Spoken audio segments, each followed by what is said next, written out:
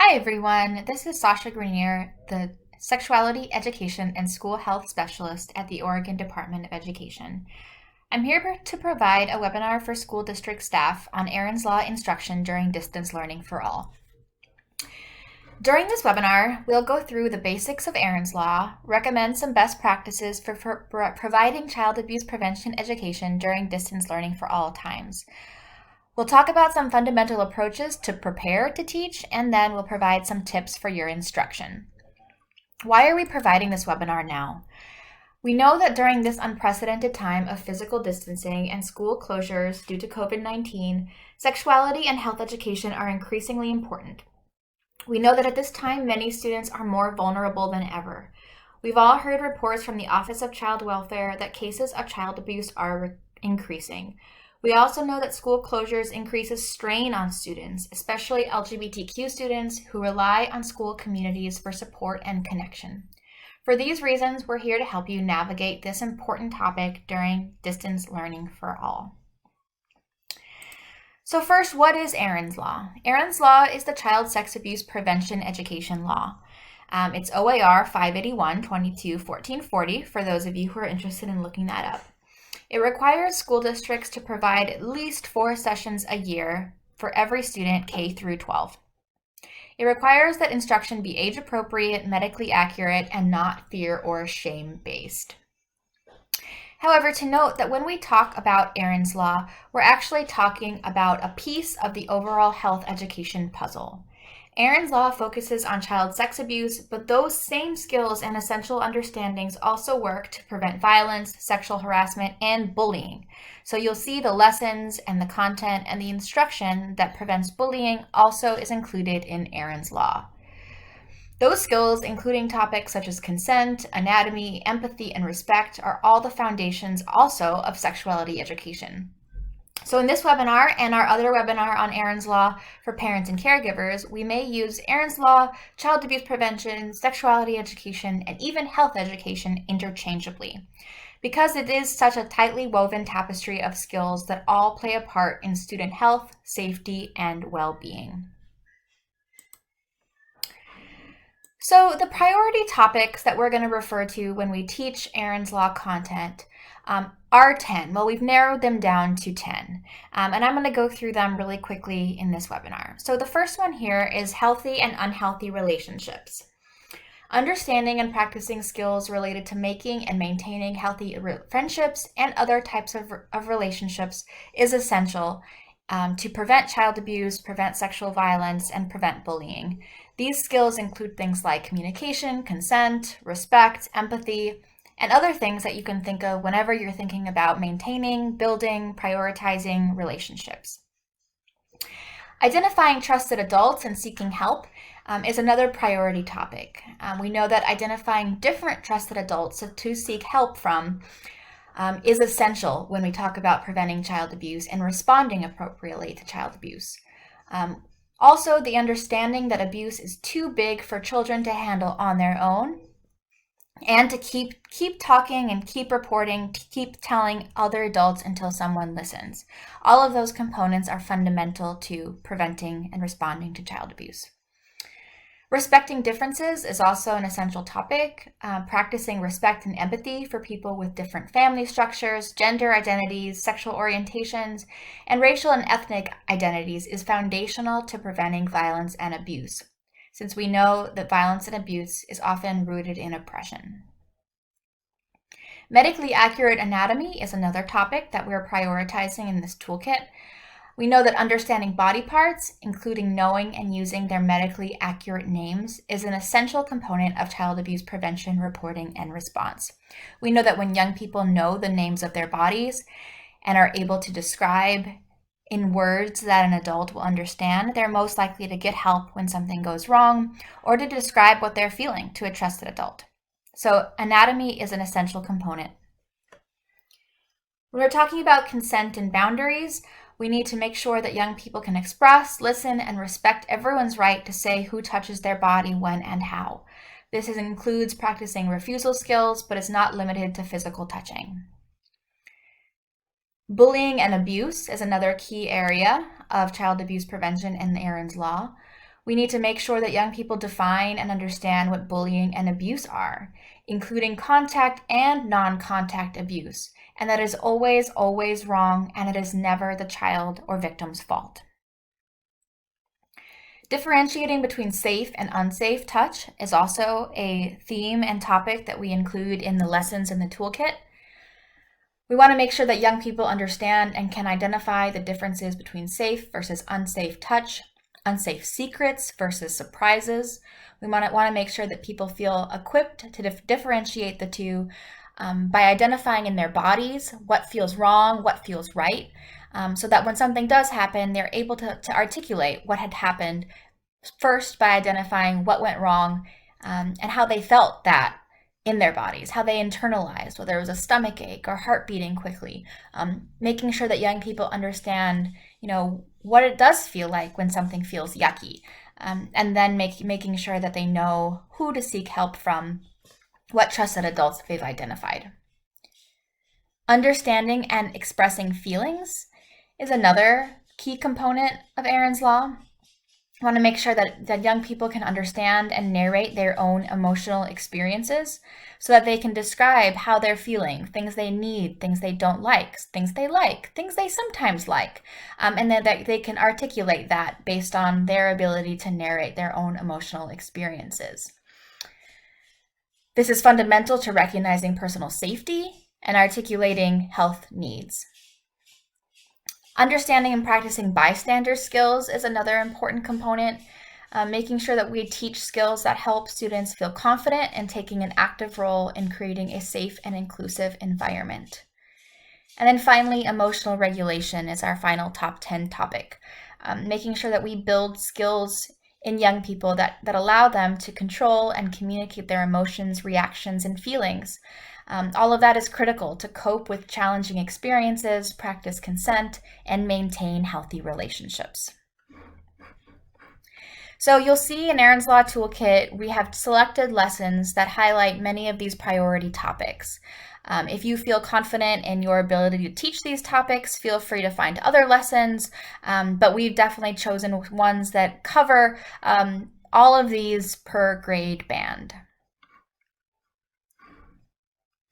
So before you embark on providing Erin's Law instruction, we want to provide some fundamental key tips for preparing. First, make sure to work with your district team to discuss what Erin's Law instruction will look like and the supports that you will have to have in place. Together, educators, school nurses, counselors, administrators, and other school staff should discuss the importance of this content, decide on what lessons you're going to use, how to plan to engage parents and caregivers in the learning, and how you will respond to questions from the community when they come up. So when it comes to working with the district team, you really want to make sure that you discuss thoroughly what this is going to look like. Depending on your local context, your delivery may be online, offline, or a combination of those. In our Erin's Law Toolkit, you'll see that we've included resources for both, but make sure to review and adapt these lessons specifically for your context. Importantly, make sure to identify and call on student health and safety resources for students.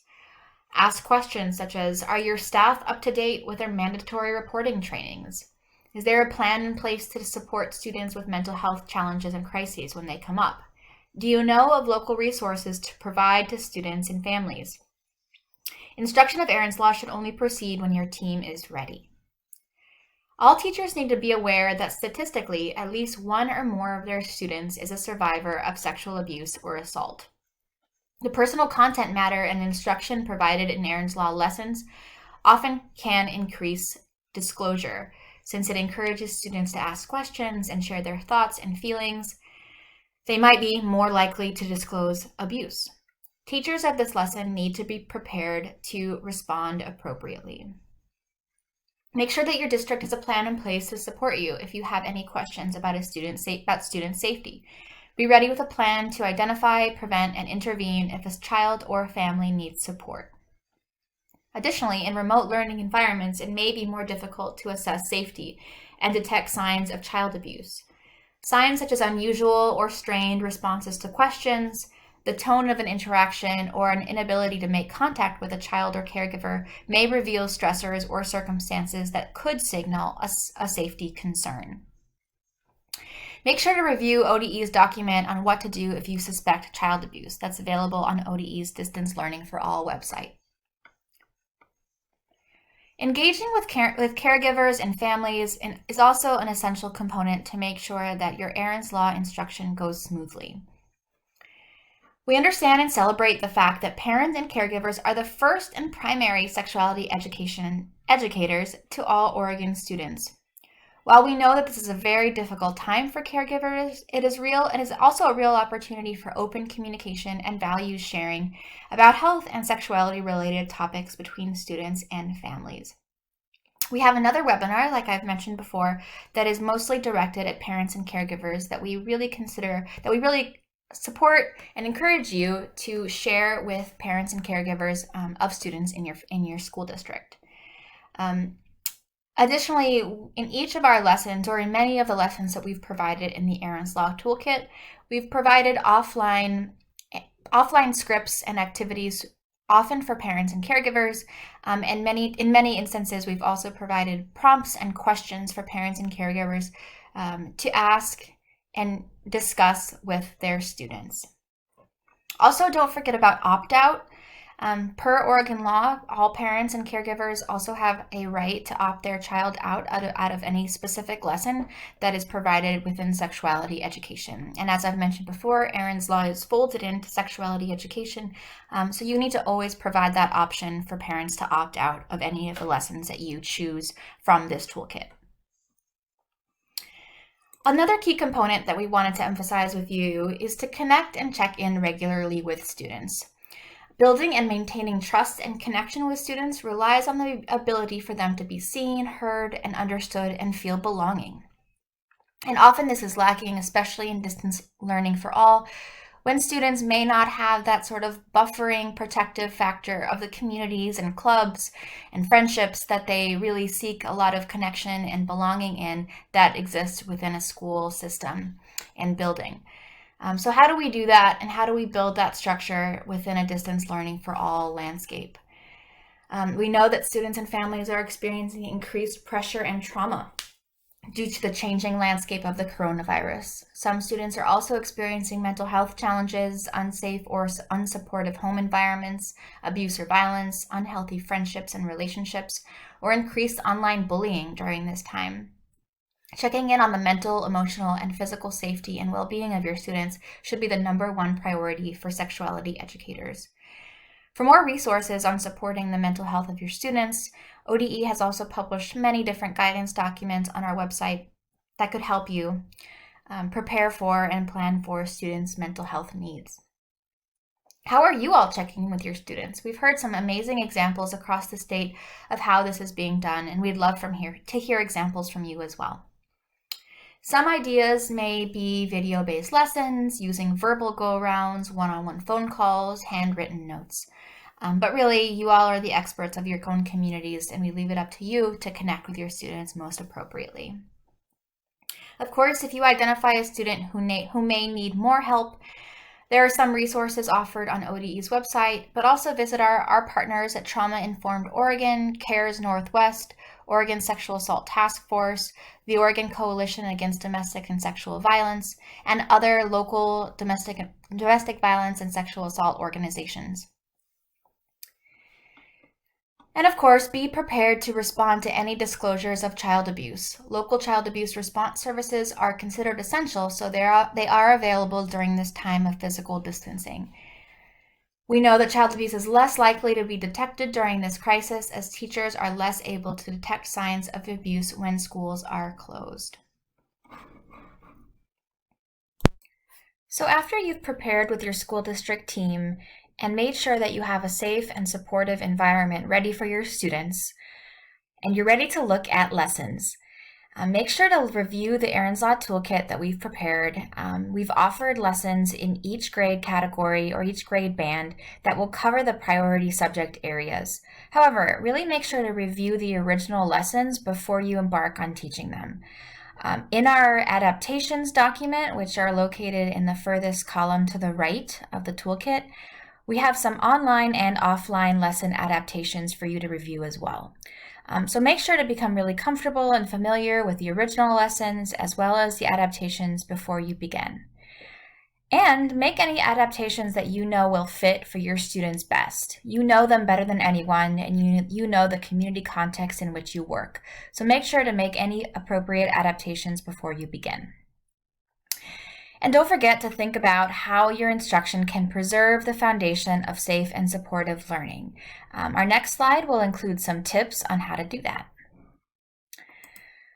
So these tips and explanations of each of them are included in some depth in our Tips for Erin's Law instruction document that we have posted and linked to on our Erin's Law toolkit.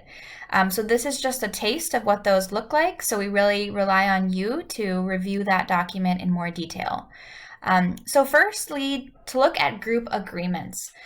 These group agreements should set expectations about how students should interact on your virtual learning platform, or even if they're just learning at home with caregivers and family members at home. The most important thing here is to make sure that students and families feel comfortable learning together and learning together with other students. Group agreements can be done online by posting and sharing group agreements in a chat window or on a Google Doc. And you can do this at the start of every class. This is especially important for topics such as Erin's Law.